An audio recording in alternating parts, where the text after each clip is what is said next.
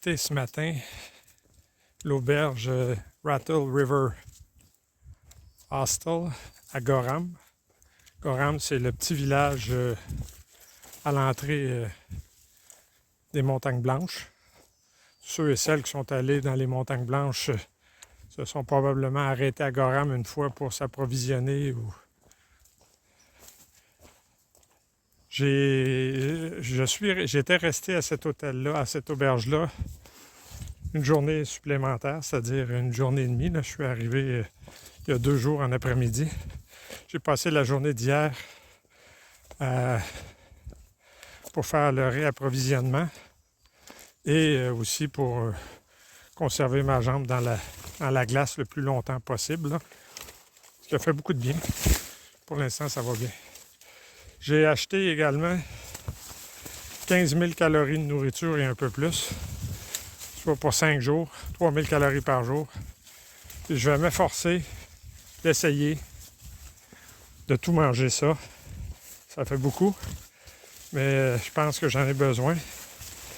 Les dernières journées, souvent, lorsqu'arrivait 2-3 heures l'après-midi, je commençais à manquer d'énergie, probablement attribuable au fait que je commence à être faible en ressources autour de la taille. Et il faut manger plus et boire plus. Donc, faire un effort supplémentaire de ce côté-là. J'ai franchi ce matin le 1900. Donc, une autre étape de franchie. On est officiellement sorti des Montagnes Blanches. Et là, on se dirige vers le Maine, que je pourrais atteindre au cours de la journée, si tout va bien. Je vise une journée de 17 000 aujourd'hui. Pour l'instant, ça va bien. C'est un terrain relativement très vallonneux. Là. Aujourd'hui, c'est 6 000 pieds de montée, 4 000 pieds de descente. Mais pas trop difficile au sol. C'est également assez sec. Donc, ça va être moins glissant. On va voir comment ça va se passer. Voici certains des sommets sur lesquels j'ai marché au cours des derniers jours. Le plus haut, plus pointu, je pense que c'est le sommet qui s'appelle Carter Dome. Quand même magnifique, encore une fois. Je viens d'arriver en haut du mont Succès. Et voici la vue, quand même magnifique. Le sommet le plus haut là-bas, en Washington. Quand même rendu assez loin. Là. Une mer de montagnes des deux côtés, c'est vraiment grandiose. Il vente, ça fait du bien ici parce que la température en bas c'était autour de 30 degrés. Ma jambe va bien, ça va très bien. La vie est belle.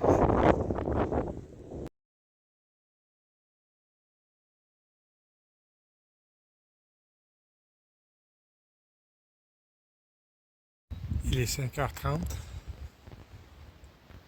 Hier, ça a été une très grosse journée. J'ai marché presque 19 000. Ma jambe, ça a été très bien. J'ai monté plus de 7 000 pieds en ascension, 4 500 en descente. Très grosse journée. Les sentiers sont assez techniques, mais aujourd'hui, il semblerait que c'est la plus grosse journée, la plus dure, le plus dur mille de l'Appalachian Trail. Donc, ça pourrait être une journée de 10 000. C'est déjà frais au sommet. Il va faire très chaud aujourd'hui.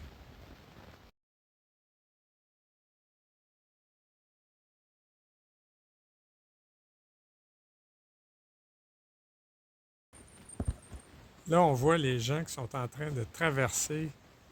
On est dans le passage là, vraiment particulier. Là. On est obligé d'enlever notre sac pour passer en dessous des roches qui sont là, en probablement rampant. Là. Il semblerait que les plus minces et les plus petits sont capables, mais ceux qui ont un gros sac ne passent pas là. Come on. No, no, you're gonna make it. You're gonna make it. You got this. If your tent's broken, Lean your pack towards your right. No, no, you're There you go. Now there's more yeah. room that way. You're Now you good. can start standing up slowly. You could stand on your I knee. want to lay my head down and kill me. Alright, you're out. You're out. Yeah, you can stand. Old man, roll this screw. Great. Move, move. We can move. Go. Go. Yeah, go, go. Will you be able to go out? He will. He has to. Your turn and then mine. Ooh. I'm gonna stick your head through this crack. I'm just gonna bash it. Nobody hugs though. This is where Tornado slept last night. He's off trail. No, he's not. Who's off trail? Tornado. Why? I don't know. He's not off trail. You just said he was off trail. What'd you call Lillian? Elliot? You call Lillian Elliot? Il est midi, ou à peu près. On n'a pas 6000 de marché. Et on a traversé les deux principales difficultés de la journée, puis même considérées parmi les plus difficiles de l'Appalachian Trail. La première, vous l'avez vu sur certaines vidéos, là, c'était plutôt un amusement.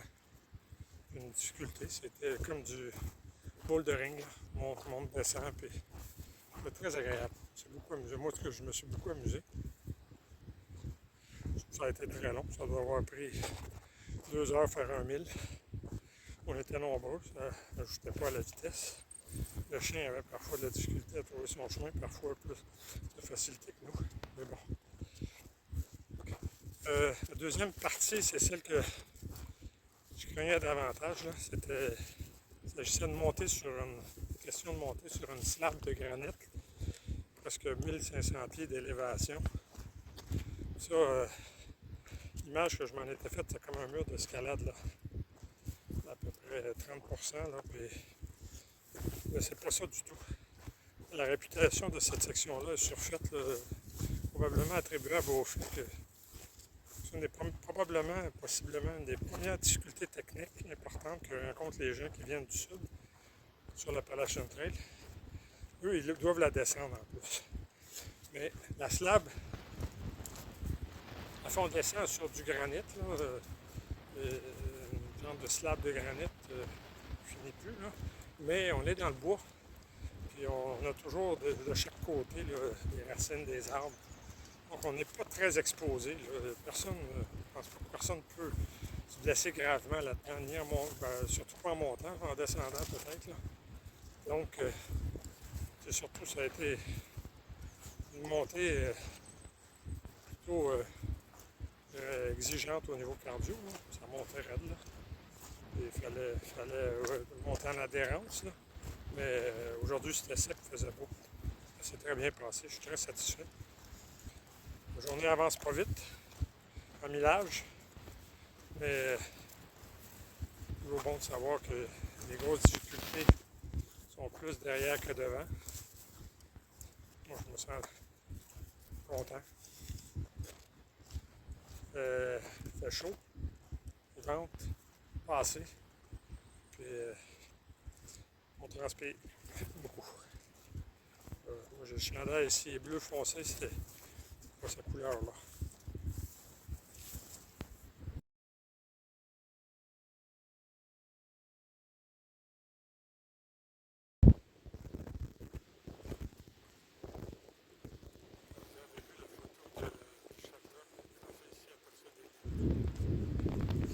Normalement, je ne dors pas dans les lignes parce qu'il y a trop d'insectes. Je vais faire dormir dans ma tente. Hier soir, il n'y avait personne au Lintou. Quand je suis arrivé, je me suis dit, bon, on va essayer. Il y avait encore un peu d'insectes. Bref, ça a été un super bon choix parce que il y a plu une bonne partie de la nuit, une solide pluie. Puis, est-ce que je suis dans J'ai vraiment été à l'abri. Ce matin, j'ai pu ranger l'ensemble de mon matériel au sec et m'élancer dans cette journée. Ça va être un peu humide, très venteuse. Pas avec une visibilité. Ça, je viens de sortir du sentier. Ici, je suis sur le sommet d'une montagne. Là. Il y a juste de la roche autour. Pas beaucoup de marques sur les arbres. Il n'y a jamais de marques sur les arbres ici. Moi, je me fie à des cairns. Il y a tellement de brume dans mes lunettes que j'ai dû enlever mes lunettes. Donc, visibilité réduite.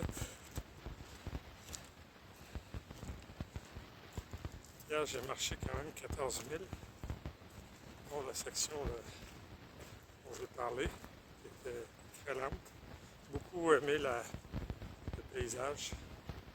Le Maine, c'est très beau, je pense que je me répète. Ça ressemble beaucoup au Québec aussi, la question de nature sentier, c'est comme normal, tout à côté. On va voir ce que réserve la journée.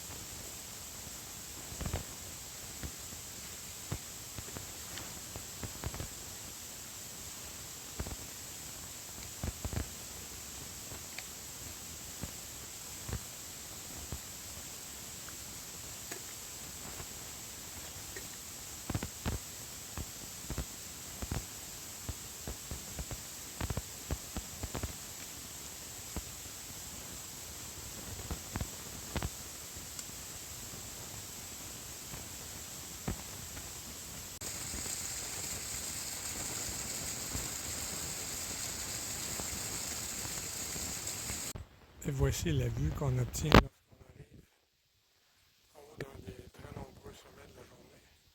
C'est une montée très facile,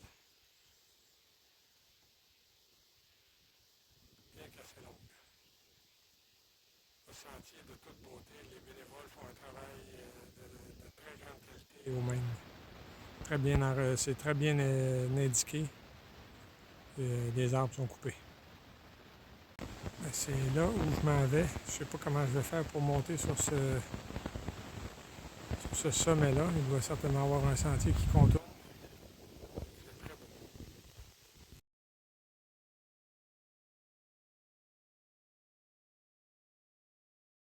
6h05 du matin. En train de monter un sommet avec un dénivelé de 2000 pieds ce matin. Quand même. Les montagnes vertes.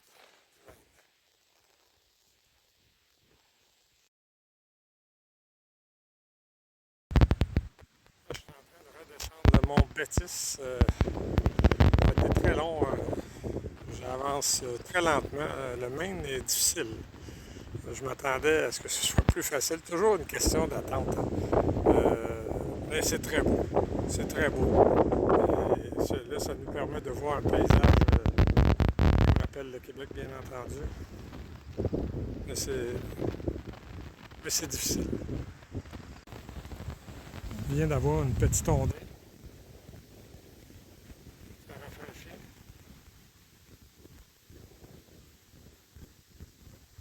On voit les montagnes dans les nuages. Là-bas, c'est par là que je suis passé ce matin. J'ai dîné au sommet où on ne voit pas, là, dans les nuages. J'étais là il y a 2-3 heures.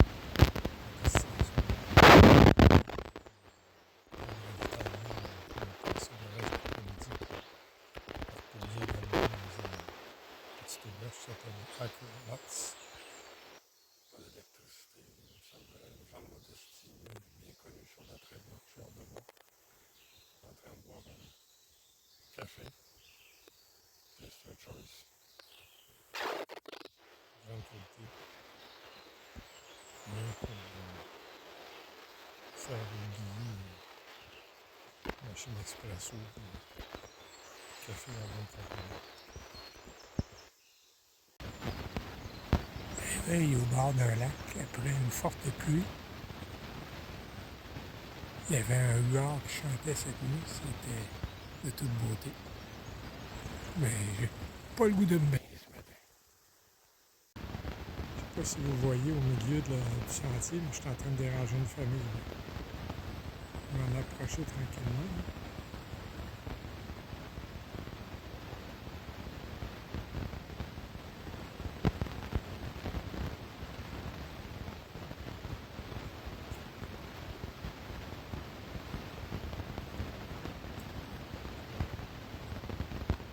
Tout le monde a l'air très attentif. Allez, allez, on bouge. Oh. Allez, maman. Allez, maman.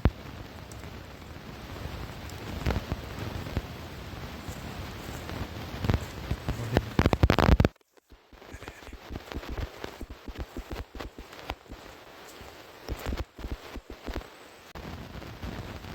Je suis en train de terminer la descente vers Rangeley. Devant moi, j'ai Saddleback Mountain, dans les nuages, au programme demain. Et un peu au loin également dans les nuages, Spalding Mountain, qui serait une vingtaine de milles de marche, donc pas pour demain, mais pour la journée suivante. Et un peu derrière, ce qu'on ne voit pas, Bigelow.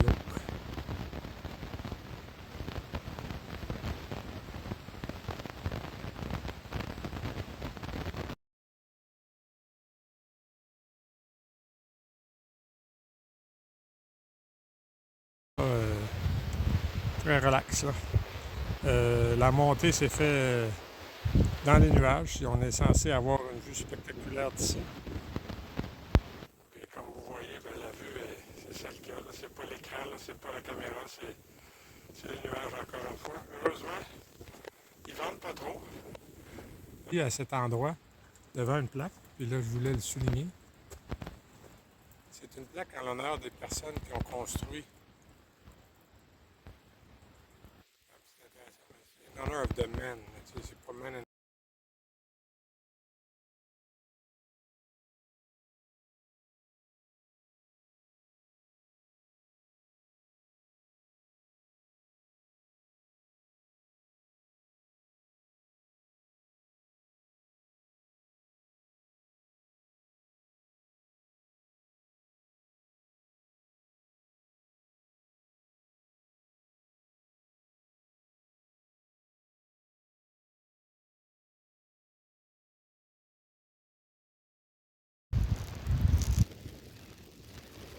et voici la vue de Bigelow. Là-bas, Flagstaff. Là-bas, le nord. Les nuages encore.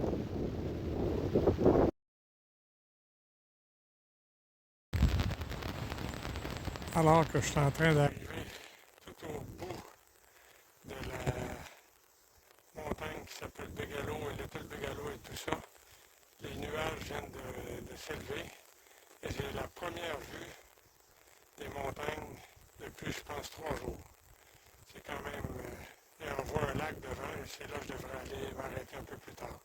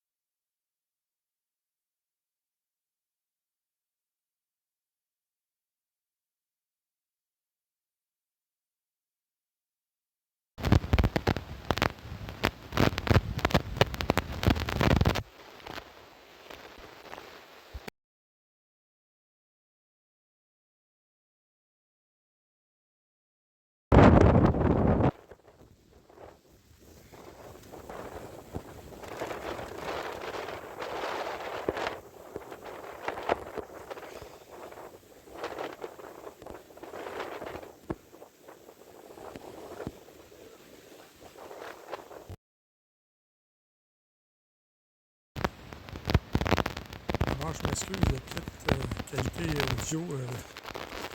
La plupart des vidéos sur cette capsule, mon téléphone avait pris l'eau. Le microphone avait été affecté. J'en étais pas vraiment conscient. J'en étais pas conscient.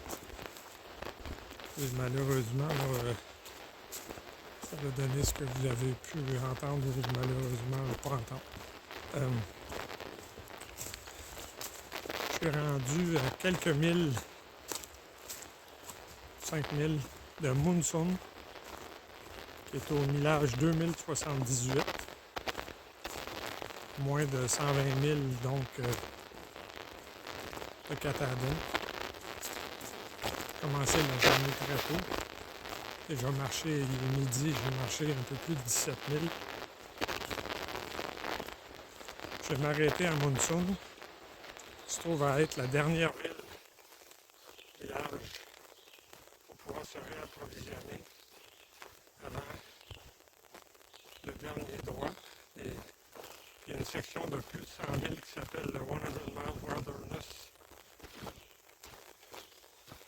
qui n'a aucun village autour, là, donc on doit prévoir en conséquence lorsqu'on arrive à Munson. Je vais m'arrêter pour une journée, je vais faire un zéro également. Là. Je devrais être là en fin d'après-midi aujourd'hui. Mais j'en profiter pour essayer de commencer à regarder la logistique de mon retour au Canada. Et je vais également me reposer un peu là. Ça fait depuis Gorham là, que je ne me suis pas vraiment arrêté beaucoup. J'ai fait plusieurs bonnes journées.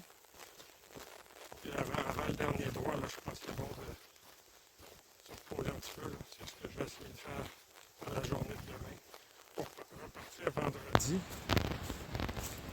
Là, je verrai à quel rythme je vais essayer de faire ça. Ça va être lié à la météo, au terrain. De l'approche 85 000, 5 fois 20 000, et 6 fois un petit peu moins. Je ne sais pas qu'est-ce que je vais privilégier. C'est une belle section, il semblerait, là, avec beaucoup d'endroits pour se baigner. Donc ça prêche pour y aller un petit peu moins vite. En même temps, il y a l'appel du retour. Là. Donc je vais voir cette année.